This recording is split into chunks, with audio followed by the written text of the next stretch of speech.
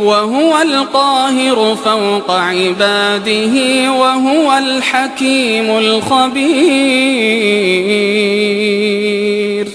بسم الله الرحمن الرحيم. الحمد لله رب العالمين وبه نستعين على أمور الدنيا والدين وأشهد أن لا إله إلا الله وحده لا شريك له وأشهد أن محمدا عبده ورسوله صلى الله عليه وعلى آله وصحبه ومن سار على نهجه إلى يوم الدين وسلم تسليما كثيرا. أما بعد. kaum muslimin dan muslimat rahimani wa rahimakumullah, kita masih dalam muqaddimah dari penulis rahimahullahu ta'ala yang telah kita baca sebahagian dari muqaddimah tersebut pada pertemuan kemarin. Kemudian berikutnya atau selanjutnya kata beliau rahimahullahu ta'ala, wa tauhidullahi bihi ahadu aqsamit tauhid ats-tsalatsa, tauhidur rububiyyah wa tauhidul uluhiyyah wa tauhidul asma'i was sifat. Dan mentauhidkan Allah Subhanahu wa taala dengannya, yaitu dengan al-asma' was sifat. Ahadu aqsamit tauhid ats-tsalatsa adalah merupakan salah satu dari tiga jenis tauhid atau tiga pembagian tauhid. Apa tiga pembagian tauhid tersebut? Kata beliau, yang pertama tauhidur rububiyah, yaitu tauhid rububiyah. Yang kedua wa tauhidul uluhiyah, tauhid uluhiyah. Dan yang ketiga adalah wa tauhidul asma'i was sifat, dan tauhid asma was sifat. Nah, ini tiga jenis tauhid yang disebutkan oleh para ulama rahimahumullah. Dan salah satu dari tiga pembagian dari tauhid ini adalah tauhid al-asma was sifat, yang berkaitan dengan nama-nama dan sifat-sifat Allah Subhanahu wa taala. Nah, maka di sini ya menunjukkan tentang pentingnya untuk mempelajari tentang nama-nama dan sifat-sifat Allah Subhanahu wa taala, karena itu adalah merupakan salah satu pembagian dari pembagian tauhid. Nah, dan dimaklumi tauhid adalah merupakan ibadah yang sangat agung, ibadah yang terbesar dari ibadah yang disyariatkan oleh Allah Subhanahu wa taala. Kemudian pembagian tauhid menjadi tiga pembagian yang disebutkan di sini, tauhid rububiyah, tauhid uluhiyah, dan tauhid al-asma' was sifat, disebutkan oleh penulis rahimahullahu taala di dalam syarah beliau. Ini adalah sesuatu yang telah disepakati oleh kaum muslimin. Nah, disepakati oleh kaum muslimin pembagian tauhid menjadi tiga pembagian tersebut. Nah, menjadi tiga pembagian tersebut. Dan ya, dalil yang menunjukkan tiga pembagian tauhid ini yang dikumpulkan oleh Allah Subhanahu wa taala di dalam satu ayat, yaitu dalam surah Maryam ayat 65. Nah, di dalam syarah ada ya. Dalam surah Maryam ayat 65, Allah Subhanahu wa taala berfirman, Rabbus samawati wal ardi wa ma bainahuma fa'budhu wastabir li'ibadati hal ta'lamu lahu samiyya. Nah, halaman 26 ya. Halaman 26 syarah di bawah itu ayatnya ditulis dengan warna merah. Ya, dengan warna merah. Allah Ta'ala berfirman, Rabbus samawati wal ardi wa ma bainahuma. Nah, Rabbus samawati wal ard, ya, pencipta, pemilik ya langit-langit dan bumi, wa ma bainahuma, dan apa yang ada di antara keduanya. Fa'budhu wastabir li'ibadati, maka ibadahilah dia dan bersabarlah di dalam menyembah kepadanya. Hal ta'lamu lahu samiyya, apakah kamu yang mengetahui ada yang serupa dengannya? Nah, artinya tidak ada yang serupa dengannya. Ini pertanyaan ingkari. Ya, pertanyaan ingkari. Taib. Maka firman Allah Subhanahu wa taala, Rabbus samawati wal ardi wa ma bainahuma. Allah adalah Rabbnya, ya, pencipta, pemilik. Nah, langit-langit dan bumi, wa ma bainahuma, dan apa yang ada di antara keduanya. maka di sini terkandung penetapan akan tauhid rububiyah.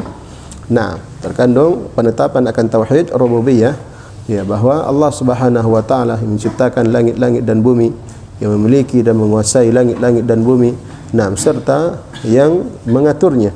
Demikian pula seluruh apa yang ada di dalamnya. Ini penetapan akan tauhid rububiyah Allah Subhanahu wa taala.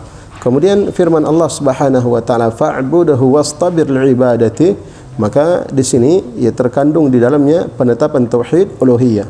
Kenapa? Karena Allah Subhanahu wa taala perintahkan fa'buduhu, maka sembahlah Allah Subhanahu wa taala. Diperintahkan untuk beribadah kepada Allah Subhanahu wa taala. Maka di dalamnya terkandung penetapan tauhid al-uluhiyah atau tauhid ibadah, yakni menyembah dan beribadah hanya kepada Allah Subhanahu wa taala. Kemudian firman Allah Subhanahu wa taala, hal ta'lamu lahu samia, apakah kamu mengetahui ada yang serupa dengan Allah Subhanahu wa taala? Artinya tidak ada yang serupa dengan Allah Subhanahu wa taala. Tidak ada yang serupa dengan Allah Subhanahu wa taala. Maka di sini terkandung penetapan akan tauhid al-asma was sifat. Tauhid al-asma was sifat, laisa kamitslihi syai' wa huwa as-sami'ul basir.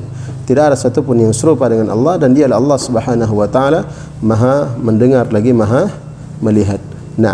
Maha mendengar lagi Maha melihat. Taib. Maka pembagian tauhid dengan 3 pembagian ini, tauhid ar-rububiyah, tauhid al-uluhiyah, dan tauhid al-uluhiyah kadang juga disebut dengan tauhid al-ibadah. Kemudian yang ketiga tauhid al-asma' was sifat, ini adalah pembagian yang disepakati di kalangan para ulama rahimahumullahu taala. Walaupun sebagian dari para ulama kadang membagi menyebutkan pembagian tauhid itu hanya 2 pembagian saja, akan tapi rinciannya itu adalah kembali kepada 3 pembagian ini. Kembali kepada 3 pembagian ini. Taib. Adapun tauhid al-hakimiyah, tauhid al-hakimiyah ini adalah jenis tauhid yang keempat yang ditambah oleh sebagian orang. Oleh sebagian orang, dan ini adalah merupakan kesalahan. Kata beliau, wa hadhihi ziyaratu ghalat. Itu adalah tambahan yang keliru, menambah jenis tauhid yang keempat, yaitu tauhid al-hakimiyah. Tauhid al-hakimiyah ini digunakan oleh sebagian orang untuk mengkafirkan penguasa. Ketika penguasa tidak berhukum dengan hukum Allah, maka dikatakan kamu kafir. Penguasanya kafir. Mereka tambahkan tauhid al-hakimiyah. Maka menambahkan tauhid jenis yang keempat dengan jenis tauhid al-hakimiyah ini adalah penambahan yang diingkari oleh para ulama. Tidak pernah dikenal dahulu tauhid hakimiyah dengan pembagian secara tersendiri. Dengan pembagian secara tersendiri.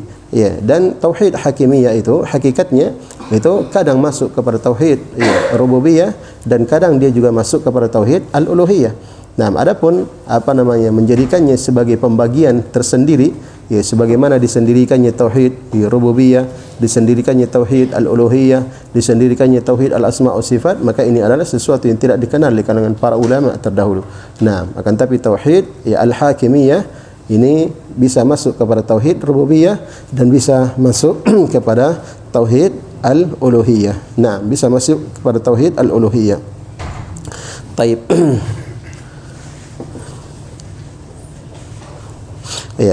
Kapan dia masuk kepada tauhid al-uluhiyah? Ini kalau ditinjau dari sisi ketergantungan hukum tersebut kepada Allah Subhanahu wa taala. Artinya yang berhukum itu adalah Allah Subhanahu wa taala. Yang berhukum adalah Allah Subhanahu wa taala. Al-hakim huwa Allah. Yang hakim, yang memiliki hukum atau yang berhukum itu hanya Allah Subhanahu wa taala. Maka kalau ditinjau dari sisi ini, maka dia termasuk dari tauhid ar-rububiyah. Masuk dari tauhid ar-rububiyah itu berkaitan dengan perbuatan-perbuatan Allah Subhanahu wa taala. Allah mencipta, Allah yang berhukum. Maka itu termasuk dari tauhid ar-rububiyah kalau ditinjau dari sisi ini. Tapi kalau ditinjau dari sisi keterkaitannya dengan hamba, keterkaitannya dengan hamba, yaitu hamba wajib untuk mewujudkan hukum Allah Subhanahu wa taala, maka ini masuk kepada tauhid al-uluhiyah. Dia masuk kepada tauhid al-uluhiyah. Jadi tauhid al-hakimiyah itu dari satu sisi dia masuk kepada tauhid rububiyah, dan dari sisi lain dia masuk kepada tauhid al-uluhiyah. Dipahami?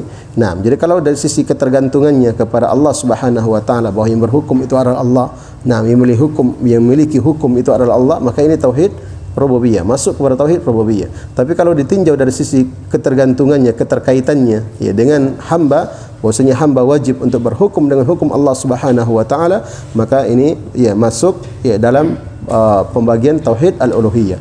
Ya, sebagaimana hamba wajib untuk salat untuk Allah, ya salat untuk Allah, berpuasa untuk Allah, nah menyembelih untuk Allah. Ini tauhid ya uluhiyah. Nah, maka demikian pula ya, hamba wajib berhukum dengan hukum Allah, maka ditinjau dari sisi ini keterkaitannya dengan hamba, maka dia masuk kepada pembagian tauhid al-uluhiyah. Nah, jadi kesimpulannya membagi tauhid ya menjadi 4 dengan tambahan tauhid al-hakimiyah, ini adalah ya penambahan yang tidak benar, yang tidak dilakukan oleh para ulama rahimahumullahu taala. Bahkan itu adalah dilakukan oleh sebagian orang-orang yang memiliki pemahaman yang keliru dalam rangka untuk mengkafirkan penguasa yang tidak berhukum dengan hukum Allah Subhanahu wa taala. Nah, padahal di dalam perkara tersebut ada rincian. Nah, jemaah sekalian yang dimuliakan oleh Allah Subhanahu wa taala. Ya, kemudian kata penulis rahimahullahu taala, ya famanzilatuhu fid dini aliyah. Famanzilatuhu fid dini aliyah. Maka kedudukannya, ya kedudukan apa ini? Kedudukan ya tauhid asma was sifat. Ya, kedudukan tauhid asma was sifat ya, yaitu beriman kepada nama-nama dan sifat-sifat Allah, ya kedudukannya fid din di dalam agama aliyah ya adalah tinggi. Nah, tinggi kedudukannya di dalam agama. Ya, kenapa tinggi kedudukannya? Karena kaitannya dengan Allah Subhanahu wa taala. Nah, dia berkaitan dengan Allah Subhanahu wa taala, dia adalah ilmu yang berkaitan dengan Allah Subhanahu wa taala. Ya tidak? Iya, karena tauhid asma wa sifat itu membahas tentang nama-nama dan sifat Allah Subhanahu wa taala. Namanya siapa? Namanya Allah. Sifatnya siapa? Sifatnya Allah Subhanahu wa taala. Berarti kaitannya ilmu tentang nama-nama dan sifat itu adalah kaitannya dengan Allah Subhanahu wa taala. Maka menunjukkan tentang tingginya kedudukan ya ilmu tentang al-asma wa sifat. Nah, kemudian kata beliau wa ahammiyatuhu 'azimah, dan apa namanya? Ya, dia adalah merupakan ya, sesuatu yang sangat penting. Ya, yang sangat urgen. Ya, yang sangat penting. Kedudukannya dia adalah sesuatu yang sangat penting. Kenapa? Karena dia termasuk bagian dari salah satu dari 3 pembagian tauhid sebagaimana yang telah disebutkan. Kemudian wala yumkinu anna ahadan ya'budullaha 'ala al-wajhil akmali hatta yakuna 'ala ilmin bi asma'illahi ta'ala wa sifatihi. Dan kata beliau, dan tidak akan mungkin ya seseorang itu bisa menyembah kepada Allah Subhanahu wa taala atau beribadah kepada Allah Subhanahu wa taala 'ala al-wajhil akmal. Ya, beribadah kepada Allah Subhanahu wa taala dengan sempurna hatta yakuna ala ilmin bi asma'illahi ta'ala wa sifati. Dia tidak bisa ya beribadah kepada Allah dengan sempurna sampai dia ya mengetahui atau berilmu tentang nama-nama Allah Subhanahu wa taala dan sifat-sifatnya. Nah, jadi memahami tentang nama-nama dan sifat-sifat Allah Subhanahu wa taala itu akan mengantarkan ya hamba tersebut ya beribadah kepada Allah Subhanahu wa taala dengan ya penghambaan yang sempurna. Nah, penghambaan yang sempurna. Kenapa? Karena semakin mengerti dan semakin paham dia tentang nama-nama dan sifat-sifat Allah Subhanahu wa taala, maka tentunya akan semakin sempurna pula ibadahnya, penghambaannya kepada Allah Subhanahu wa taala. Kata beliau, liya'budahu ala basirah. Naam, agar dia beribadah kepada Allah Subhanahu wa taala di atas basirah. Nah, beribadah kepada Allah Subhanahu wa taala di atas basirah, di atas ilmu. Nah, dia mengilmui tentang Allah yang dia menyembah kepadanya. Nah, yang menyembah kepadanya. Ini tentunya bisa dipahami ketika seseorang beribadah kepada Allah Subhanahu wa taala, yang satu mengetahui bagaimana kebesaran dan keagungan Allah Subhanahu wa taala, yang satunya tidak paham bagaimana nama-nama dan sifat-sifat Allah, bagaimana keagungan Allah Subhanahu wa taala. Yang jelas dia tahu kita wajib menyembah kepada Allah Subhanahu wa taala. Nah, kedua-duanya tahu wajib menyembah kepada Allah Subhanahu wa taala, akan tapi yang satu ya dia memahami akan Rabb-Nya Subhanahu wa taala, mengerti dan meyakini akan nama-nama dan sifat-sifatnya yang maha sempurna, sedangkan yang satunya tidak mengetahui hal tersebut. Dia hanya mengetahui secara umum kita wajib beribadah kepada Allah Subhanahu wa taala. Sekarang mana yang lebih hebat ibadahnya? Mana yang lebih sempurna ibadahnya? Yang mengerti akan Allah Subhanahu wa taala dengan nama-nama dan sifatnya? Nah, atau yang tidak mengerti? Tentunya yang mengerti dan paham tentang nama-nama dan sifat-sifat Allah Subhanahu wa taala itu akan lebih sempurna ibadahnya kepada Allah Subhanahu wa taala. Nah, kenapa? Karena dia beribadah kepada Allah Subhanahu wa taala ala basirah, ya di atas ilmu. Nah, di atas ilmu dan keyakinan. Qala Allah Ta'ala, kata beliau, Allah Ta'ala berfirman, walillahil asmaul husna fad'uuhu biha, dan hanya milik Allah Subhanahu wa taala al asmaul husna, nama-nama yang maha baik. Naam, fad'uuhu biha, maka berdoalah kalian kepada Allah Subhanahu wa taala biha, dengannya. Maksudnya dengan nama-nama Allah Subhanahu wa taala yang husna tersebut. Nah, jadi ini perintah dari Allah Subhanahu wa taala untuk beribadah kepada Allah Subhanahu wa taala dengan al-asma al-husna, dengan nama-nama Allah Subhanahu wa taala yang maha baik. Nah, menunjukkan kaitannya dengan ibadah itu adalah sesuatu yang sangat erat. Ya, yang sangat kuat keterkaitannya. Nah, keterkaitan al-asma'ul husna dengan ibadah kepada Allah Subhanahu wa taala. Kenapa? Karena Allah Subhanahu wa taala perintahkan untuk beribadah dan berdoa kepadanya dengan nama-nama Allah Subhanahu wa taala yang maha baik tersebut. Kemudian beliau rahimahullahu taala menjelaskan tentang ayat ini. Perintah Allah Subhanahu wa taala, fad'uuhu biha, maka berdoalah kalian, beribadahlah kalian dengan asma al-husna tersebut. Kata beliau, wa hadha yashmalu du'a al-mas'alati wa du'a al-ibadah. Naam, wa hadha yashmalu du'a al-mas'ala wa du'a al-ibadah. Maka perintah Allah Subhanahu wa taala dalam ayat ini, fad'uuhu biha, berdoalah kalian kepada Allah biha, dengan nama-nama yang husna tersebut, maka ini mencakup doa mas'alah dan doa ibadah. Mencakup doa mas'alah dan doa ibadah. Karena doa itu terbagi dua. Yang pertama doa mas'alah dan yang kedua adalah doa ibadah. Maka perintah untuk berdoa kepada Allah dengan asmaul husna ini masuk ke dalamnya doa mas'alah dan doa ibadah. Apa itu doa mas'alah dan apa itu doa ibadah? Dijelaskan oleh beliau rahimahullahu taala. Kata beliau, faddu'aul mas'alah, maka doa mas'alah, doa mas'alah adalah an tuqaddima baina yaday matlubika min asma'illahi ta'ala ma yakunu munasiban mithla an taqul ya ghafur ighfirli, ya rahim irhamni, ya hafiz ihfazni, wa nahwu dhalik. Wa nahwu dhalik. Kata beliau rahimahullahu ta'ala, maka doa mas'alah ini yang pertama yang tercakup pada makna ayat fad'uuhu biha, itu doa mas'alah. Apa itu doa mas'alah? Kata beliau, an tuqaddima baina yaday matlubika min asma'illahi ta'ala ma yakunu munasiban. Nah, ma yakunu munasiban, yaitu engkau mendahului permintaanmu kepada Allah Subhanahu wa taala dengan nama-nama Allah Subhanahu wa taala yang sesuai dengan apa yang kamu minta kepada Allah Subhanahu wa taala. Nah, jadi mendahului doanya, permintaannya kepada Allah Subhanahu wa taala dengan nama-nama Allah Subhanahu wa taala yang sesuai dengan apa? Dengan doa yang dia minta, dengan permintaannya yang dia minta kepada Allah Subhanahu wa taala tersebut. Apa contohnya? Kata beliau, mithla an taqul, seperti kamu mengatakan ya ghafur ighfirli, wahai yang maha pengampun, ampunilah aku. Nah, mana nama Allah di sini? Yang mana nama Allah di sini? Ghafur. Ghafur itu adalah nama Allah. Apa artinya Ghafur? Yang maha pengampun. Maka dia katakan ya Ghafur ighfirli, wahai yang maha pengampun, ampunilah aku. Nah, berarti dia meminta apa? Meminta ampunan kepada Allah Subhanahu wa taala. Maka tatkala dia meminta ampunan kepada Allah Subhanahu wa taala, dia gunakan nama Allah Subhanahu wa taala yang sesuai dengan permintaannya. Maka dia katakan ya Ghafur, wahai yang maha pengampun, ampunilah aku.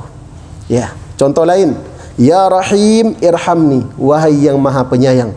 Ya Rahim, nama Allah Subhanahu wa taala juga, yang artinya yang maha merahmati. Irhamni, rahmatilah aku, sayangilah aku. Jadi sesuai dengan permintaannya. Dia meminta rahmat kepada Allah, maka dia menggunakan nama Allah Subhanahu wa taala Ar-Rahim. Kemudian ya Hafiz ihfazni, wahai Hafiz yang maha menjaga, ihfazni, jagalah aku. Nah, jagalah aku, lindungilah aku. Wa nahwa dzalik, dan yang semisal dengan itu. Ini yang dimaksud dengan doa mas'alah. Nah, doa mas'alah, yaitu ketika seorang hamba berdoa kepada Allah Subhanahu wa taala dengan doa mas'alah, artinya dia meminta sesuatu kepada Allah Subhanahu wa taala, ada masalah diminta kepada Allah Subhanahu wa taala. Ini namanya doa mas'alah.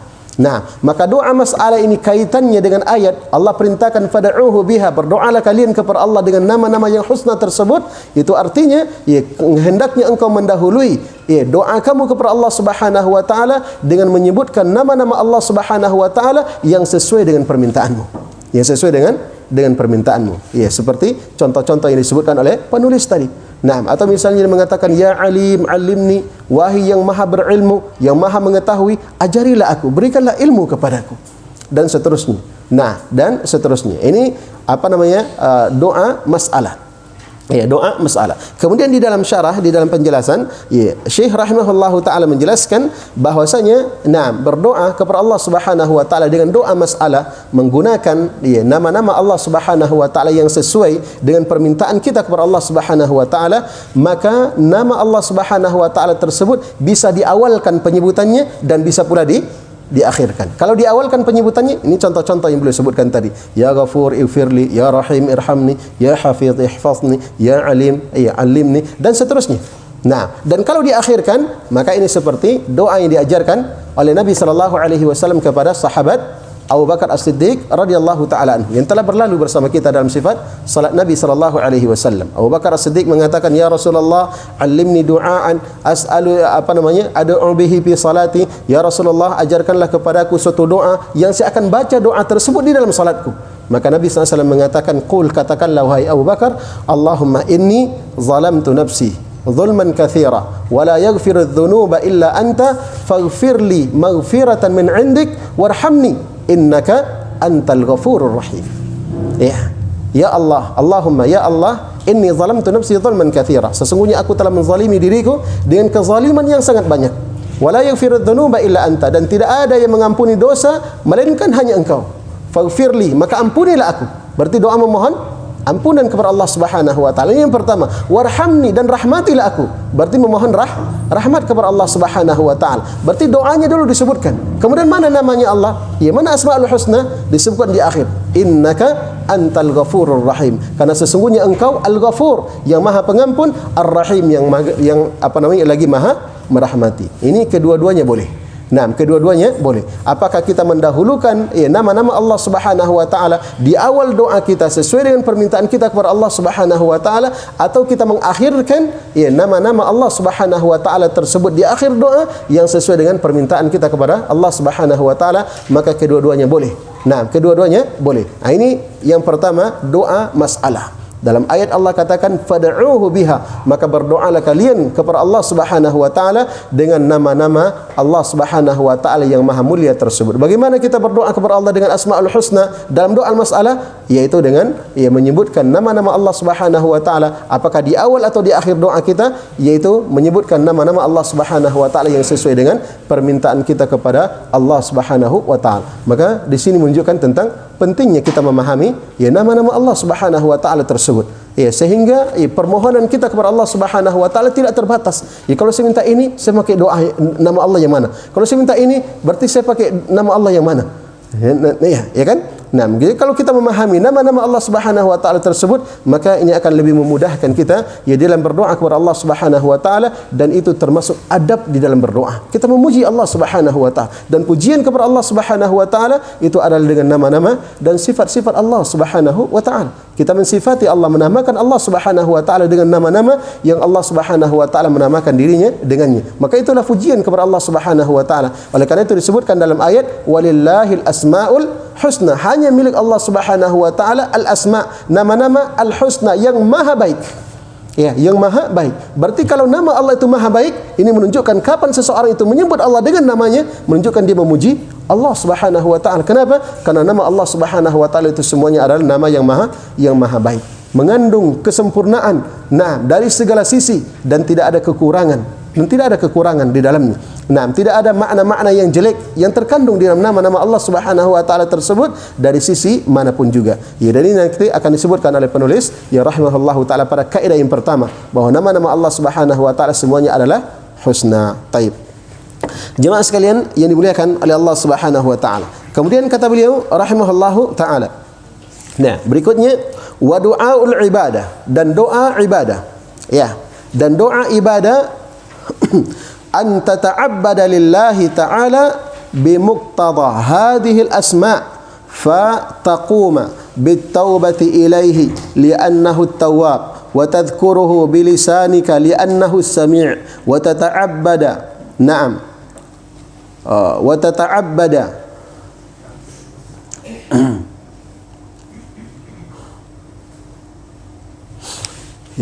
وتتعبد له بجوارحك لأنه البصير وتخشاه في السر لأنه اللطيف الخبير وهكذا. Kata beliau rahimahullah, dan adapun doa ibadah, adapun doa ibadah adalah an tata'abbada lillahi ta'ala, engkau beribadah kepada Allah Subhanahu wa ta'ala bimuqtada hadhil asma, dengan keharusan atau konsekuensi dari nama-nama ini. Engkau beribadah kepada Allah Subhanahu wa ta'ala sesuai dengan konsekuensi dari nama-nama Allah Subhanahu wa ta'ala tersebut. Fataquma bitaubati ilaihi, maka engkau pun bertobat kepada Allah Subhanahu wa ta'ala. Kenapa? Li'annahu tawwab, karena Allah Subhanahu wa ta'ala Maha menerima taubat. Wa tadhkurahu bilisanik, dan engkau berzikir kepada Allah dengan lisanmu. Kenapa? Li'annahu sami', karena Allah Subhanahu wa ta'ala Maha mendengar. Wa tata'abbada lahu bijawarihika, dan engkau beribadah kepada Allah dengan anggota badanmu. Kenapa? Li'annahu al-basir, karena Allah Subhanahu wa ta'ala Maha melihat. Wa takhshahu fi sirri, dan engkau takut kepada Allah Subhanahu wa ta'ala di saat kamu dalam keadaan sendiri. Kenapa? Li'annahu al-latiful khabir, karena Allah Subhanahu wa ta'ala Maha latif lagi Maha khabir, Maha mengetahui seluruh apa yang dilakukan oleh hamba-hambanya, walaupun dia dalam keadaan sendiri jauh dari pandangan manusia, akan tetapi Allah Subhanahu wa ta'ala Maha melihat apa yang dilakukan, sehingga melahirkan rasa takut kepada Allah Subhanahu wa ta'ala. Wa hakadha, dan seterusnya dari nama-nama Allah Subhanahu wa ta'ala. Ini doa ibadah. Jadi doa ini doa ibadah. Jadi doa ibadah itu adalah seseorang itu beribadah kepada Allah Subhanahu wa ta'ala sesuai dengan keharusan dan konsekuensi dari nama-nama Allah Subhanahu wa ta'ala yang Maha baik tersebut. Dia beribadah kepada Allah seperti dia bertobat kepada Allah. Tobat ibadah atau bukan? Ibadah adalah tobat. Ibadah adalah tobat. Allah Subhanahu wa ta'ala perintahkan, wa tubu ilallahi jami'an ayyuhal mu'minun, dan bertobatlah kalian kepada Allah. Kalian seluruhnya wahai kaum mukminin, in kuntum la'allakum tuflihun, agar kalian menjadi orang-orang yang beruntung. Allah perintahkan untuk bertobat kepada Allah. Menunjukkan taubat itu adalah ibadah. Sekarang kenapa hamba bertobat kepada Allah Subhanahu wa ta'ala? Yang taubat itu adalah ibadah. Kenapa dia bertobat kepada Allah? Li'annahu tawwab, karena Allah Subhanahu wa ta'ala memiliki nama At-Tawwab. Apa artinya At-Tawwab? Yang Maha menerima taubat.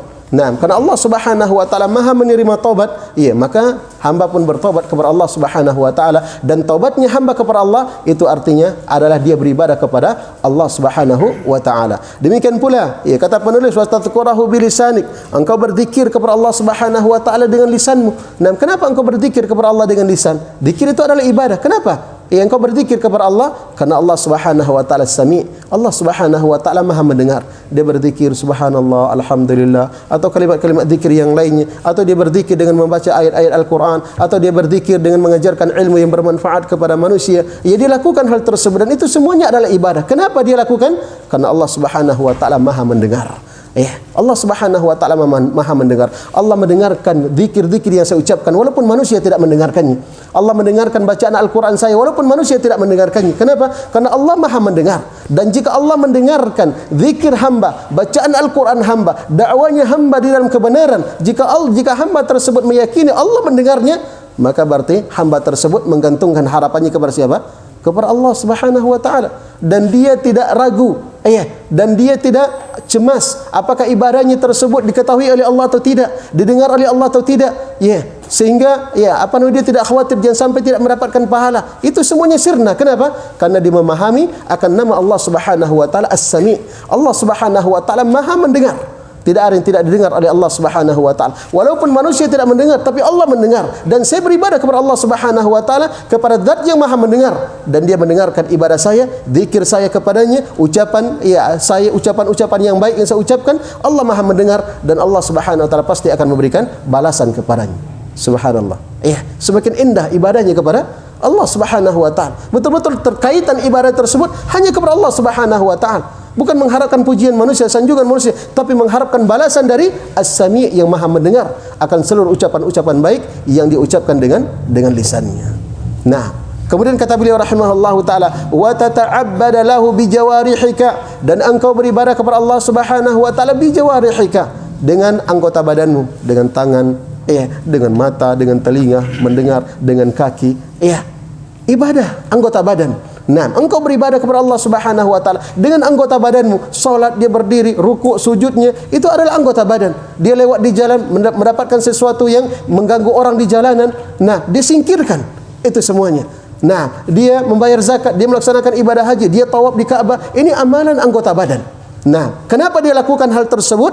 Apa pendorong dia melakukannya? Li'annahul basir, karena Allah Subhanahu wa taala maha melihat. Nah, apapun yang dia lakukan walaupun tidak dilihat oleh manusia, dia melakukan amal kebaikan dengan anggota badannya, dia yakin Allah Subhanahu wa taala maha melihat. Nah, Allah Subhanahu wa taala maha melihat, sehingga dia yakin tidak akan mungkin sia-sia amalan yang dia lakukan tersebut. Tidak akan mungkin sia-sia. Sekecil apapun amalan yang dilakukan, dia yakin tidak akan disia-siakan oleh Allah Subhanahu wa taala. Kenapa? Karena dia yakin Allah Subhanahu wa taala maha melihat. Jemaah sekalian yang dimuliakan oleh Allah Subhanahu wa taala. Kemudian wa takhsyahu fis sirr, dan engkau takut kepada Allah Subhanahu wa taala dalam keadaan kamu sendiri. Nah, di dalam kamar, di rumah dalam keadaan sendiri, di toko dalam keadaan sendiri, atau di mana saja dalam keadaan sendiri, kamu takut kepada Allah Subhanahu wa taala dalam keadaan kamu sendiri, tidak ada orang yang bersama denganmu. Kenapa kamu takut kepada Allah Subhanahu wa taala? Karena kamu yakin Allah Subhanahu wa taala maha latif, Allah Subhanahu wa taala maha khabir, Allah Subhanahu wa taala maha alim, mengetahui. Nah, jadi walaupun dia dalam keadaan sendiri, dia takut kepada Allah Subhanahu wa taala. Maka takutnya dia kepada Allah Subhanahu wa taala ini adalah ibadah. Apa yang mendorong dia untuk takut kepada Allah Subhanahu wa taala sehingga menahan dirinya untuk berbuat maksiat kepada Allah dalam keadaan sendiri? Apa yang mendorong dia? Karena dia yakin, dia tahu, dia paham Allah Subhanahu wa taala punya nama Al-Latif, Allah punya nama Al-Khabir, Allah punya nama Al-Alim. Walaupun manusia tidak melihatnya, tapi dengan keyakinannya tentang nama Allah ini, maka menyebabkan dia takut kepada Allah Subhanahu wa taala, sehingga dia pun menahan dirinya untuk berbuat maksiat kepada Allah Subhanahu wa taala. Dan kalau dia terjatuh, segera dia bertobat kepada Allah Subhanahu wa taala. Kenapa? Karena Allah Tawwab. Allah Subhanahu wa taala maha pengampun, dan seterusnya dari nama-nama Allah Subhanahu wa taala Al-Husna. Nah, maka jemaah sekalian yang dimuliakan oleh Allah Subhanahu wa taala menunjukkan bagaimana pentingnya, bagaimana agungnya, dan bagaimana indahnya seseorang tersebut memahami akan nama-nama Allah Subhanahu wa taala. Sangat indah sekali ibadahnya kepada Allah Subhanahu wa taala, dan di dalam ibadahnya selalu mengharapkan hanya balasan dari Allah Subhanahu wa taala, balasan dari yang maha mendengar, dari yang maha melihat, dari yang maha mengetahui, bukan balasan dari manusia. Jelas ya? Baik, hadirin yang dimuliakan oleh Allah Subhanahu wa taala. Nah, maka ini doa ibadah. Doa ibadah. Jadi dalam ayat ini disebutkan oleh penulis tadi, perintah Allah Subhanahu wa taala untuk berdoa kepada Allah dengan nama-nama Allah yang maha mulia, itu masuk dalamnya adalah doa ibadah, dan masuk pula di dalamnya doa masalah. Baik. Adapun kelanjutan dari mukaddimah beliau, insyaallah nanti kita lanjutkan setelah salat Isya. Subhanakallahumma bihamdika asyhadu an la ilaha illa anta astaghfiruka wa atubu ilaik. Bismillahirrahmanirrahim. Alhamdulillahirabbil alamin.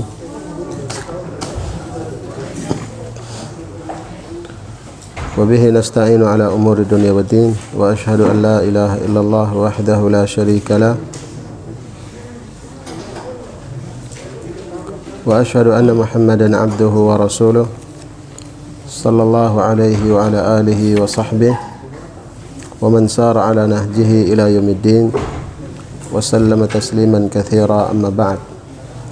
طيب, kemudian selanjutnya kata penulis rahimahullahu taala, wa min ajli manzilatihi hadhihi wa min ajli kalamin nasi fihi bil haqqi taratan wa bil batili an-nashi'i 'anil jahli aw at-ta'assubi taratan ukhra ahbabtu an aktuba fihi ma tayassara min al-qawa'id rajiyan min Allah ta'ala an yaj'ala 'amali khalisan liwajhihi muwafiqan limardatihi nafi'an li'ibadihi wa sammaytuhu al-qawa'id al-muthla fi sifatillahi ta'ala wa asma'ihil husna. Nah, kata beliau rahimahullah, wa min ajli manzilatihi hadhihi, dan karena kedudukannya ini, Nah, karena kedudukannya ini. Maksudnya karena kedudukan, karena pentingnya kedudukan ilmu tentang nama-nama dan sifat-sifat Allah Subhanahu wa taala. Wa min ajli kalamin nasi, dan karena pembicaraan manusia fihi, di dalamnya, bil haqqi taratan, kadang mereka berbicara dengan benar. Nah, wa bil batil nasyi'i 'anil jahli aw at-ta'assub taratan ukhra. Namun kadang mereka berbicara dengan kebatilan, nah, yang disebabkan karena kejahilan atau ta'assub. Nah, atau ta'assub. Taib. Ahbabtu an aktuba fihi ma tayassara minal qawaid. Maka oleh karena itu saya ingin atau saya suka untuk menulis di dalamnya, di dalam perkara asma wa sifat, ma tayassara minal qawaid, apa yang mudah dari kaidah-kaidah yang berkaitan dengan hal tersebut. Taib. Jadi di sini penulis rahimahullahu taala menjelaskan kepada kita dua alasan. Nah, dua alasan atau dua sebab mengapa beliau ingin untuk menulis kitab ini. Nah, mengapa beliau ingin untuk menulis kitab ini? Yang pertama alasannya atau sebabnya adalah karena tingginya kedudukan ilmu tentang nama-nama dan sifat-sifat Allah Subhanahu wa taala. Wa min ajli manzilatihi hadhihi. Dan tentang tingginya kedudukan ilmu tentang nama-nama dan sifat Allah telah dijelaskan tadi. Nah, bahwasanya dia termasuk salah satu dari pembagian tauhid, dan bahwasanya ilmu tentang nama-nama dan sifat-sifat Allah Subhanahu wa taala termasuk dari rukun, termasuk salah satu dari rukun iman yang pertama, yaitu keimanan kepada Allah Subhanahu wa taala. Nah, sebagaimana yang telah berlalu sebelumnya, rukun-rukun iman ada berapa? Ada 6. Yang pertama adalah beriman kepada Allah Subhanahu wa taala, dan keimanan kepada Allah Subhanahu wa taala memiliki 4 rukun. Artinya tidaklah seseorang itu dikatakan beriman kepada Allah sampai dia mengimani 4 perkara ini. Apa itu? Mengimani akan adanya Allah Subhanahu wa taala. Dia yakin Allah itu ada walaupun dia tidak pernah melihatnya. Kemudian yang kedua, dia mengimani akan rububiyah Allah Subhanahu wa taala. Kemudian yang ketiga, dia mengimani akan uluhiyah Allah Subhanahu wa taala, dan yang keempat, dia mengimani akan nama-nama dan sifat-sifat Allah Subhanahu wa taala. Maka ini semuanya menunjukkan tentang tingginya dan pentingnya kedudukan nama-nama dan sifat-sifat Allah Subhanahu wa taala. Nah, dan demikian pula tadi disebutkan dalam ayat, Allah perintahkan kita untuk berdoa kepadanya dan beribadah kepadanya dengan nama-nama Allah Subhanahu wa taala yang mulia tersebut. Maka ini sebab yang pertama, karena pentingnya perkara ini. Nah, karena tingginya kedudukan perkara ini. Ini sebab pertama yang mendorong beliau untuk menulis kitab ini. Kemudian yang kedua, sebab yang kedua, wa min ajli kalamin nasi fihi bil haqqi taratan wa bil batili an-nashi anil jahli aw at-ta'assubi taratan ukhra. Sebab yang kedua, beliau menulis kitab ini karena manusia di dalam perkara ini, dalam perkara nama-nama dan sifat-sifat Allah Subhanahu wa taala, ada yang benar di dalamnya pemahamannya, dan ada pula yang keliru pemahaman mereka di dalamnya. Kalau pemahamannya mereka benar di dalamnya, dan ini tentunya adalah pemahaman Ahlus Sunnah wal Jamaah, benar pemahaman mereka dalam perkara asma wa sifat, nama-nama dan sifat-sifat Allah Subhanahu wa taala. Ini tidak ada masalah, dan itu yang harus kita lakukan.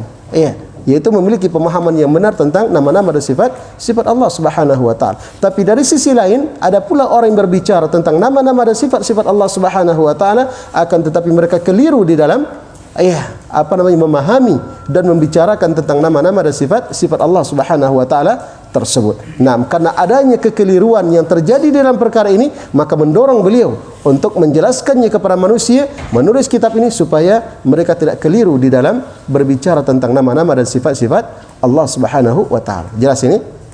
Kemudian beliau juga jelaskan di sini bahwa sebab terjadinya kekeliruan dan kebatilan dari pembicaraan manusia tentang nama-nama dan sifat-sifat Allah Subhanahu wa taala, penyebabnya ada 2. Yang pertama adalah al-jahl, kebodohan, dan yang kedua adalah at-ta'assub, fanatik.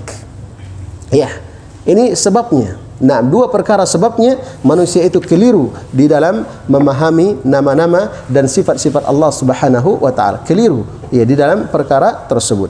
Nah, kemudian kata beliau, kalau sebabnya adalah karena kejahilan, maka ini lebih ringan dibandingkan kalau sebab kekeliruan dan kebatilan tersebut terjadi daripada kalau sebabnya itu adalah ta'assub. Kalau sebabnya ta'assub itu lebih sulit untuk diperbaiki. Nah, lebih susah untuk diperbaiki. Ya, kenapa? Nah, karena asalnya adalah ta'assub. Fanatik kepada guru tertentu, kepada orang tertentu, kepada kiai tertentu. Sehingga karena saking fanatiknya, dia tidak peduli dengan pendapat-pendapat yang lain. Yang penting saya ikuti syekh ini, saya ikuti ulama ini, saya ikuti guru saya ini. Sehingga lebih sulit untuk meluruskannya. Adapun kalau sebabnya dia keliru di dalam memahami nama-nama dan sifat Allah karena kejahilan, karena memang dia tidak tahu. Maka ini lebih mudah, sehingga ketika disampaikan kepadanya, diajarkan yang benarnya adalah ini, maka dia akan lebih mudah untuk menerimanya. Jelas ya? Nah, lebih mudah untuk menerimanya. Dan ini dua faktor terjadinya kesalahan manusia di dalam perkara nama-nama dan sifat-sifat Allah. Kata beliau, itu adalah karena kejahilan, dan yang kedua adalah karena ta'assub. Nah, karena ta'assub. Dan di sini beliau menyebutkan beberapa contoh. Nah, beberapa contoh tentang orang yang keliru di dalam perkara agama. Nah, dalam perkara agama dan khususnya dalam perkara asma wa sifat, nama-nama dan sifat-sifat Allah Subhanahu wa taala. Itu seperti Abul Hasan Al-Asy'ari. Nah, Abul Hasan Al-Asy'ari rahimahullahu taala. Dulunya beliau ini adalah seorang yang memiliki pemahaman Mu'tazilah. Pemahaman Mu'tazilah. Beliau berada di atas pemahaman Mu'tazilah. Mu'tazili beliau ini rahimahullahu taala dahulunya. Akan tapi kemudian setelah itu Allah Subhanahu wa taala berikan hidayah kepada beliau dan beliau kembali kepada kebenaran, dan beliau menulis tulisan untuk menjelaskan batilnya pemahaman orang-orang Mu'tazilah. Pemahaman Mu'tazilah. Artinya apa? Tadinya beliau tidak tahu. Beliau tidak paham manhaj yang benar, akidah yang benar di dalam perkara nama-nama dan sifat-sifat Allah Subhanahu wa taala. Kemudian beliau mendapatkan ilmu tentang hal tersebut, maka beliau tinggalkan dan beliau tulis tulisan untuk menjelaskan kebatilan pemahaman orang-orang Mu'tazilah tersebut. Ini karena dasarnya adalah tadinya dia tidak tahu.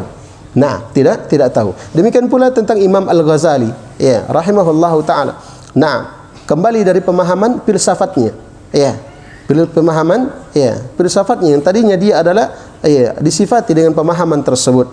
Akan tapi setelah itu beliau menulis kitab Tahafutul Falasifah. Nah, kemudian setelah itu dia menjelaskan tentang batilnya pemahaman tersebut dan dia kembali kepada akidah Ahlus Sunnah, pemahaman yang benar.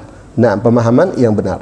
Wala kulli hal jamaah sekalian yang dimuliakan oleh Allah Subhanahu wa taala, dua perkara ini adalah perkara yang tercela. Kejahilan, dan kemudian yang kedua adalah ta'assub. Nah, kejahilan adalah perkara yang tercela. Perkara yang tercela.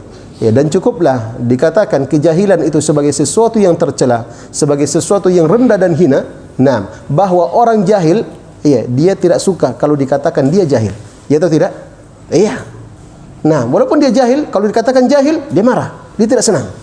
Nah, menunjukkan sifat kejahilan itu adalah sifat yang tercela, sifat yang rendah. Berbeda dengan ilmu. Nah, berbeda dengan ilmu, lawan daripada kejahilan. Coba orang jahil dikatakan, oh kamu orang yang berilmu, kamu adalah ulama, kamu adalah ini dan ini, disifatkan dari sedang sifat ilmu. Walaupun dia tidak memiliki sifat tersebut, tapi dikatakan dia berilmu, maka dia akan senang dengannya. Ya atau tidak? Nah, dia akan senang dengannya.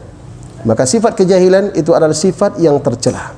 Dan Nabi Musa alaihi salatu wasallam berlindung kepada Allah Subhanahu wa taala agar tidak termasuk dari orang-orang yang jahil. Inni a'udzubillahi an akuna minal jahilin. Aku berlindung kepada Allah Subhanahu wa taala agar aku tidak termasuk dari orang-orang yang jahil. Dan Nabi Muhammad sallallahu alaihi wasallam, Nabi kita sallallahu alaihi wasallam diperintahkan oleh Allah Subhanahu wa taala untuk selalu berilmu. Nah, dan untuk selalu memohon kepada Allah Subhanahu wa taala agar ditambahkan ilmu. Wa qur rabbi zidni ilman, dan katakanlah wahai Nabi, Rabbi, wahai Rabbku, zidni ilman, tambahkanlah ilmu pengetahuan kepadaku, yaitu ilmu pengetahuan tentang agama Allah Subhanahu wa taala. Nah, di dalam perkara dunia saja. Nah, di dalam perkara dunia saja, ketika misalnya ada dua orang yang berteman, kemudian Ya, ketika mereka berhadapan dengan suatu perkara dari perkara dunia, yang satunya tahu, mahir dalam perkara tersebut, yang satunya tidak, dia merasa minder dengannya. Nah, dia merasa minder dengannya. Ini dalam perkara dunia. Yang ketika dia tidak tahu tentang perkara dunia tersebut, walaupun misalnya dia tercela, dia anggap rendah dan hina, itu hanya rendah dan hina dalam perkara dunia saja. Akan tapi kapan seseorang itu jahil dalam perkara agamanya, maka itu kerendahannya adalah kerendahan yang sesungguhnya, kerendahan yang sebenarnya, kehinaan yang sebenarnya, karena dia jahil terhadap urusan agamanya. Apalagi dia jahil terhadap ilmu yang wajib untuk dia pelajari, yang dengannya Allah Subhanahu wa taala menciptakan dia, yaitu untuk mentauhidkan Allah Subhanahu wa taala. Dan salah satu jenis tauhid adalah tentang tauhid asma wa sifat, tauhid tentang nama-nama dan sifat-sifat Allah Subhanahu wa taala. Maka berlindunglah kepada Allah Subhanahu wa taala dari kejahilan, dan mohonlah kepada Allah Subhanahu wa taala ilmu yang bermanfaat, dan wujudkan upaya dan tempuhlah sebab-sebab untuk mengangkat kejahilan tersebut pada diri kita, dan sebab untuk mendapatkan ilmu agama, yaitu dengan cara menuntut ilmu, menghadiri majlis-majlis ilmu, dan bertanya kepada orang-orang yang berilmu tentang hal-hal yang kita tidak pahami dalam urusan agama kita, sebagaimana firman Allah Subhanahu wa taala, fas'alu ahla dzikri in kuntum la ta'lamun, bertanyalah kalian kepada ahli dzikir apabila kalian tidak mengetahui. Maka tidak boleh seorang muslim itu ridha dengan kejahilannya. Nah, ridha dengan kejahilan tentang urusan agamanya, dan tidak merasa cemburu ketika saudaranya mengerti tentang urusan agamanya sedangkan dia tidak mengerti. Nah, maka hendaknya dia cemburu kepadanya, dan ini kecemburuan dalam perkara yang baik, kecemburuan dalam perkara yang baik. Saudara saya paham ini, hafalkan ini, dia mengerti ini dalam urusan agama, maka saya harus juga mengerti, saya juga harus paham.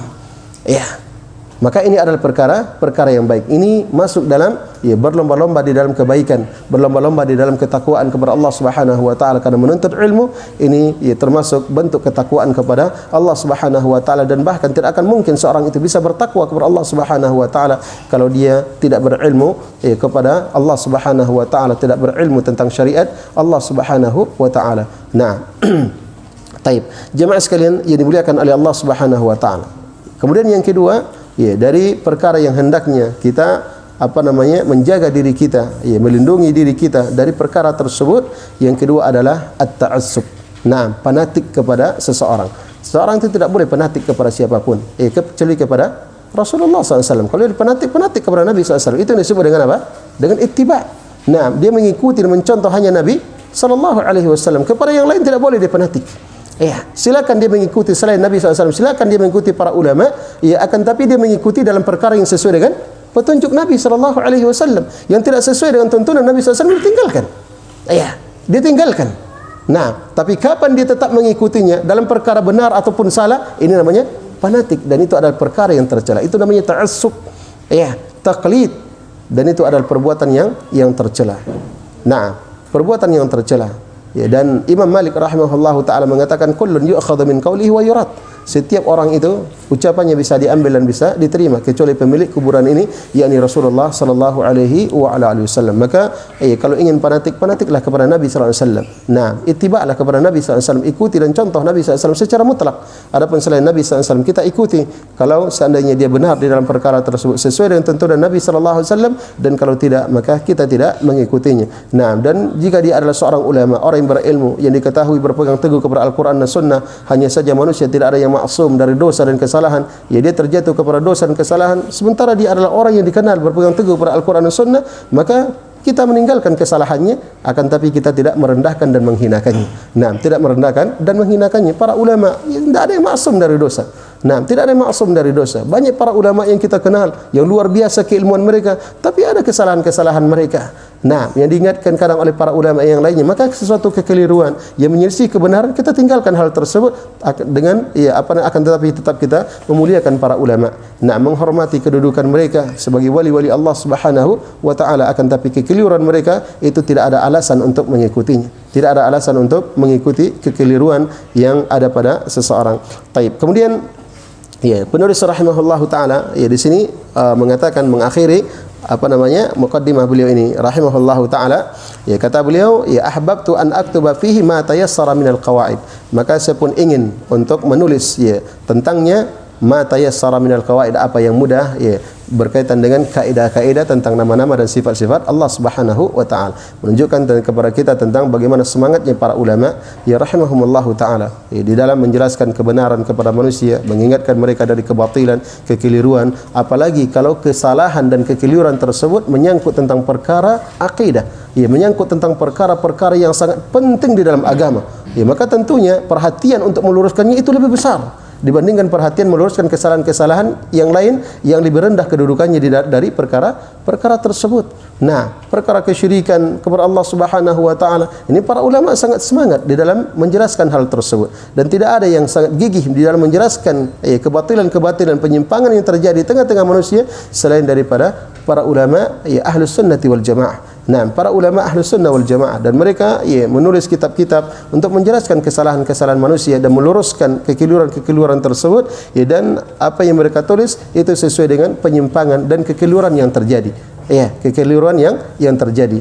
Nah, kalau terjadi berkaitan dengan permasalahan akidah, nama-nama sifat, maka mereka tulis kitab-kitab yang menjelaskan tentang hal tersebut. Kalau yang tersebar pada waktu itu adalah kekeliruan tentang nama-nama dan sifat-sifat, maka mereka jelaskan hal itu. Dan kalau kebanyakan kekeliruan yang terjadi pada waktu tentang tauhid uluhiyah misalnya, maka mereka tulis kitab-kitab yang berkaitan dengan hal tersebut. Seperti Syekh Muhammad bin Abdul Wahab, kitab-kitab beliau itu banyak tentang tauhid al-uluhiyah. Nah, kenapa? Karena memang di zamannya beliau rahimahullahu taala itu tersebar kesyirikan di dalam perkara uluhiyah, dalam perkara rububiyah. Maka kebanyakan kitab-kitab beliau menjelaskan tentang hal tersebut. Nah, menjelaskan tentang hal tersebut. Demikian para ulama rahimahumullahu taala, mereka itu semangat di dalam menjelaskan kebenaran kepada manusia, dan demikian pula mereka semangat di dalam meluruskan kesalahan-kesalahan dan kekeliruan yang terjadi di tengah-tengah manusia, dan itu semuanya sebabnya adalah karena kecintaan mereka terhadap saudara-saudara mereka. Bukan karena kebencian. Nah, bukan karena kebencian, bukan karena untuk menjatuhkan dan merendahkan mereka. Tidak. Tapi hakikatnya ketika mereka menjelaskan kebenaran dan mengingatkan kebatilan dan kekeliruan, itu adalah karena dasar kecintaan. Nah, kalau ada misalnya orang yang melihat saudaranya terjatuh kepada kesalahan, kemudian dia biarkan saja. Biarkan saja. Tidak apa-apa. Nah, supaya saya tetap berteman dengannya. Nanti kalau saya ingatkan, nanti saya bisa berselisih dengannya dan lain sebagainya. Berarti kalau orang yang seperti ini hakikatnya dia tidak cinta kepada saudaranya. Iya atau tidak? Iya. Hakikatnya dia tidak cinta kepada saudaranya. Dan kalaupun dia cinta kepadanya, hanya kecintaan dalam perkara dunia saja. Nah, hanya kecintaan sebatas perkara dunia. Akan tapi kalau dia mengingatkan kekeliruan yang terjadi pada saudaranya, walaupun konsekuensinya misalnya saudaranya marah kepada dia, hakikatnya itulah kecintaan yang sesungguhnya. Dia tidak senang, dia tidak ridha kalau seandainya saudaranya berbuat dosa dan maksiat yang akibatnya akan merugikan dirinya sendiri. Apalagi kalau seandainya dia mati dalam keadaan dia terus-menerus melakukan kesalahan dan kekeliruan tersebut. Nah, akan tapi sebagian orang salah di dalam memahami. Salah di dalam memahami. Ketika ada orang yang menasihati, ketika ada orang yang meluruskan kesalahan, maka mereka tuduh dengan tuduhan-tuduhan. Nah, mereka lontarkan ucapan-ucapan yang seakan-akan menyalahkan. Seakan-akan itu ucapan yang tidak senang. Oh, ini orang sok benar sendiri, hanya dia saja yang benar, yang lain semuanya keliru. Sok alim, sok berilmu, dan lain sebagainya. Nah, suka menjatuhkan orang, suka merendahkan orang, suka menyalahkan orang, dan bahasa-bahasa yang seperti itu. Padahal hakikatnya ketika mereka menjelaskan kebenaran kepada manusia, meluruskan kesalahan-kesalahan, itu adalah dasarnya karena kecintaan kepadanya, bukan untuk menjatuhkan, bukan untuk merendahkan. Maka ini adalah perkara yang hendaknya kita luruskan. Nah, hendaknya kita luruskan pemahaman sebagian orang yang seperti itu. Dan Nabi SAW bersabda, la yu'minu ahadukum hatta yuhibba li akhihi ma yuhibbu li nafsihi. Tidaklah beriman salah seorang dari kalian sampai dia cinta kepada saudaranya apa yang dia cintai untuk dirinya sendiri. Nah, dia cinta hidayah, dia cinta ilmu terhadap dirinya, maka dia menginginkan pula hal tersebut untuk saudaranya. Dia cinta dirinya tidak terjatuh kepada kesalahan, maka dia juga cinta saudaranya tidak terjatuh kepada kesalahan. Jemaah sekalian yang dimuliakan oleh Allah Subhanahu wa taala. Jadi kalau ada orang-orang yang seperti itu, ingatkan. Itu bukan menyalahkan, itu bukan merendahkan. Akan tapi dilihat kalau seandainya disampaikan itu adalah kebenaran berdasarkan Al-Qur'an dan Sunnah Nabi SAW, maka terima, itu adalah nasihat. Itu bukan celaan. Nah, itu bukan hinaan, itu bukan sesuatu merendahkan. Akan tapi itu adalah nasihat. Dan agama kita dibangun di atas nasihat. Nabi SAW bersabda, ad-dinun nasihat. Agama itu adalah nasihat. Nah, maka kalau seandainya tidak ada orang yang menasihati, tidak ada orang yang meluruskan kesalahan, maka tentunya orang yang berada di atas kesalahan akan terus-menerus berada di atas kesalahan tersebut. Kenapa? Karena tidak ada yang mengingatkannya, tidak ada yang menasihati dan meluruskannya. Maka ini tentunya adalah kekeliruan. Nah, kesalahan dan agama tidak seperti itu. Nabi SAW setiap melihat para sahabatnya terjatuh kepada kesalahan, Nabi SAW segera untuk meluruskannya. Nah, segera untuk meluruskannya. Sebagaimana ketika sebagian para sahabat mengatakan, anta sayyiduna wa ibnu sayyidina, engkau adalah sayyidnya kami dan anak sayyidnya kami. Maka Nabi SAW mengatakan as-sayyidu huwallah, sayyid itu adalah Allah Subhanahu wa taala. Diluruskan oleh Nabi SAW. Dan ketika ada anak-anak yang mengatakan wa fina nabiyyun ya'lamu ma fi ghad, dan di tengah-tengah kami ada seorang nabi yang dia mengetahui apa yang akan terjadi pada hari esok. Ini tentunya yang mereka ucapkan karena mereka membanggakan, mereka memuliakan dan menghormati Nabi SAW. Akan tapi tatkala mereka membanggakan dan memuliakan Nabi SAW dengan sesuatu yang berlebihan yang tidak ada pada Nabi SAW, Nabi SAW tidak biarkan hal tersebut. Nabi SAW langsung tegur. Kata Nabi SAW, jangan kamu ucapkan seperti ini. Nah, jangan kamu ucapkan seperti ini. Maka demikian pula seterusnya. Nabi SAW ketika melihat kesalahan-kesalahan dan kekeliruan yang dilakukan oleh para sahabat, Nabi SAW segera untuk meluruskannya. Nah, maka kalau seandainya Nabi SAW biarkan para sahabat, biarkan saja. Daripada nanti mereka menjauh dan lain sebagainya, maka biarkan saja. Maka kalau seandainya seperti itu, subhanallah. Nah, berarti banyak hal-hal kekeliruan yang tidak diketahui oleh manusia karena tidak dijelaskan kepada mereka. Maka sekali lagi jemaah sekalian yang dimuliakan oleh Allah Subhanahu wa taala, seorang muslim itu hendaknya jujur. Nah, hendaknya jujur. Jujur kepada kebenaran, jujur untuk mendapatkan kebenaran. Maka ketika ada orang yang menjelaskan suatu kekeliruan, dilihat dulu. Nah, apakah ini benar yang disampaikan sesuai dengan dalil Al-Qur'an dan Sunnah? Kalau seandainya benar, maka itu adalah nasihat. Tapi kalau seandainya tidak benar, itu hanya mengada-ngada, maka ini adalah celaan. Dan itu adalah perkara yang terlarang. Tapi kalau seandainya diucapkan itu adalah kebenaran sesuai dengan Al-Quran dan Sunnah, diluruskan dengan Al-Quran dan Sunnah, maka itu bukan celaan, akan tapi itu adalah nasihat. Taib. Kemudian selanjutnya kata beliau rahimahullahu taala, rajiyan minallahi taala an yaj'ala amali khalisan liwajhihi.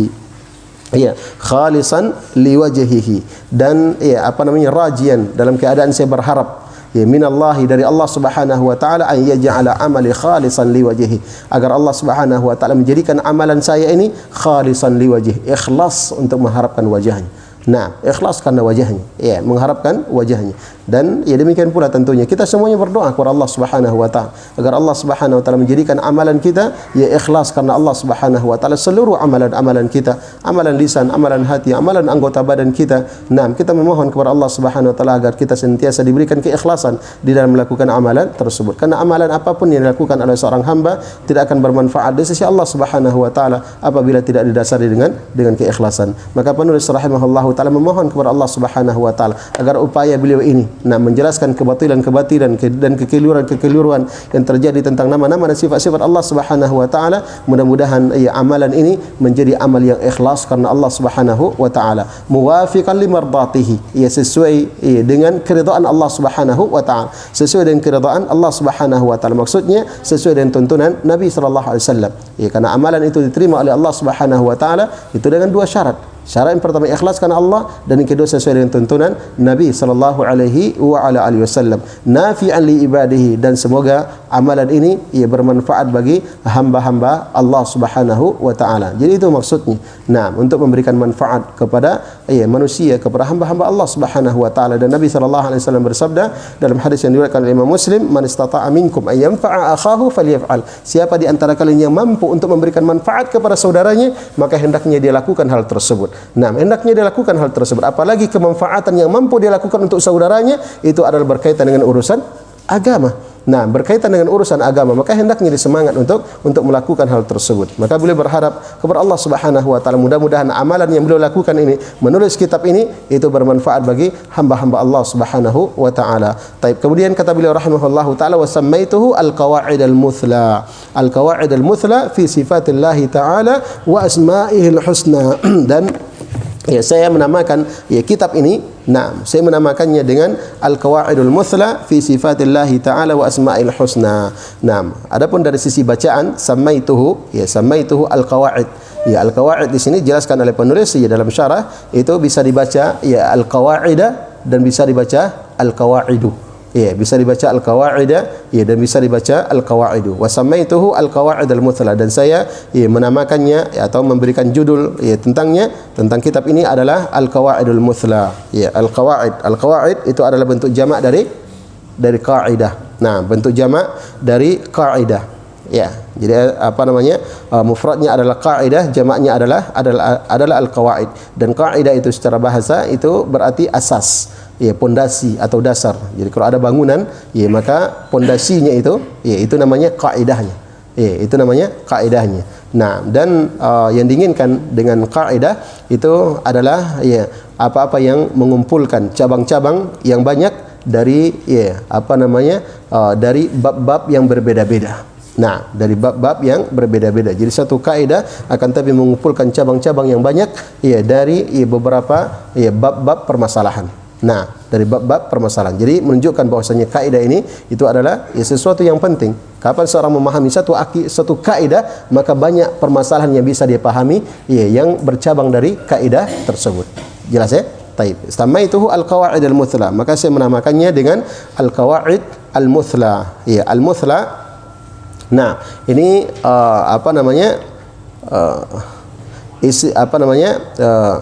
dia adalah isim tafdil.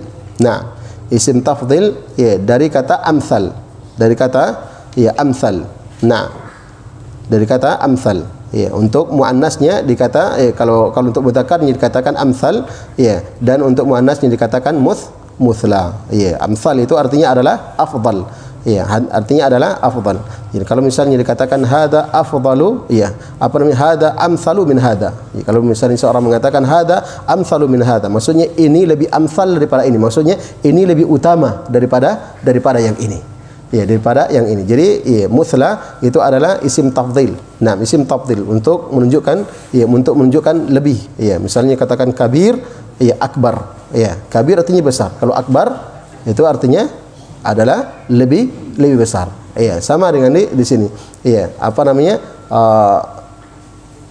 sama dengan di sini. Nah, jadi dia adalah bentuk isim tafdil dalam bentuk muannasnya. Iya, jadi mudzakarnya adalah amsal, muannasnya adalah muthla. Iya, muannasnya adalah muthla. Sebab qawaid ini jamak taksir, dan jamak taksir itu dia berubah menjadi muannas. Dia berubah menjadi muannas. Jadi tidak dikatakan al-qawaidul amsal. Ya, walaupun maknanya sama, tapi dikatakan al-qawaidul muthla. Jadi jamak muthla ini jamak untuk muannas. Taib. Fi sifatillah ta'ala wa asma'il husna, tentang sifat-sifat Allah Subhanahu wa taala wa asma'il husna, dan nama-nama Allah Subhanahu wa taala al-husna. Al-husna ini juga sama. Ya, al-husna itu isim tafdhil dari kata husnun. Ya. Dari kata husn. Nah, dari kata kalau mudzakarnya dia adalah ahsan, ahsan, hasanun, ahsan, lebih baik atau paling baik. Kalau untuk muannasnya dikatakan husna, untuk muannasnya dikatakan husna. Taib. Jemaah sekalian yang dimuliakan oleh Allah Subhanahu wa taala. Jadi judul kitab ini apa? Kaidah-kaidah yang utama, yang paling utama, yang paling bagus, kaidah-kaidah yang utama. Nah, tentang nama-nama dan sifat-sifat Allah Subhanahu wa taala yang maha baik. Yang maha baik. Taib. Kemudian di sini dijelaskan sedikit oleh penulis rahimahullah, di dalam judul ini dikatakan al-qawaidul muthla fi sifatillah taala. Kaidah-kaidah muthla tentang sifat-sifat Allah taala dan nama-nama Allah yang maha baik. Di sini didahulukan penyebutan sifat daripada penyebutan nama. Harusnya nama dulu baru sifat. Dan dari setiap nama itu bercabang darinya sifat. Tapi kenapa di sini disebutkan oleh beliau rahimahullahu taala nama sifat dulu baru kemudian nama? Ini dijelaskan oleh beliau itu supaya cocok penyebutannya. Supaya akhirnya itu sama. Akhirnya sama al-qawaidul muthla fi sifatillahi ta'ala fi sifatillahi ta'ala wa isma'ihil husna. Jadi muthla nanti cocok dengan husna. Nah, cocok dengan husna. Taib. Jadi lebih cocok penempatannya dan lebih indah untuk kedengarannya. Kemudian juga dari sisi mendahulukan yang mafdhul dari yang fadil, yang lebih utama nama dibandingkan dengan sifat. Sekarang itu tidak ada masalah. Dalam Al-Qur'an juga ada seperti itu. Disebutkan oleh beliau dalam surah Taha ayat 70, Allah Taala berfirman, Ya, amanna bi rabbi Harun wa Musa. Itu tentang ucapan Firaun. Ketika dia sudah tenggelam, maka dia mengatakan amanna, kami telah beriman bi rabbi Harun wa Musa. Kami telah beriman kepada Rabbnya Harun dan Musa. Disebutkan Harun dulu, kemudian Musa. Padahal dari sisi afdaliyah, mana yang lebih afdal? Musa atau Harun? Nabi Musa lebih utama daripada Nabi Harun. Jadi tidak ada masalah. Nah, jadi sebutkan dulu Harun, baru kemudian disebutkan Musa. Taib. Wala kulli hal, ya, ini judul kitab beliau rahimahullahu taala Al-Qawaidul Muthla fi Sifatillah taala wa Asma'ihil Husna. Taib. Selesai kita alhamdulillah dari mukaddimah beliau. Ya, insyaallah taala pada pertemuan besok, ya, atau pertemuan berikutnya kita masuk pada kaidah yang pertama. Mudah-mudahan apa yang kita bahas bermanfaat bagi kita semuanya, dan mudah-mudahan Allah Subhanahu wa taala menambahkan kepada kita ilmu yang bermanfaat dan menjadikan ilmu yang telah kita ketahui sebagai ilmu yang bermanfaat. Nah, dan semoga Allah Subhanahu wa taala memberikan keistiqomahan kepada kita di atas kebaikan dan ketakwaan kepadanya. Innahu waliyudzalika wal qadiru alaih. Wa sallallahu ala nabiyyina Muhammadin wa ala alihi wa sahbihi wasallam. Subhanakallahumma wa bihamdika asyhadu an la ilaha illa anta astaghfiruka wa atubu ilaik. Walhamdulillahirabbil alamin.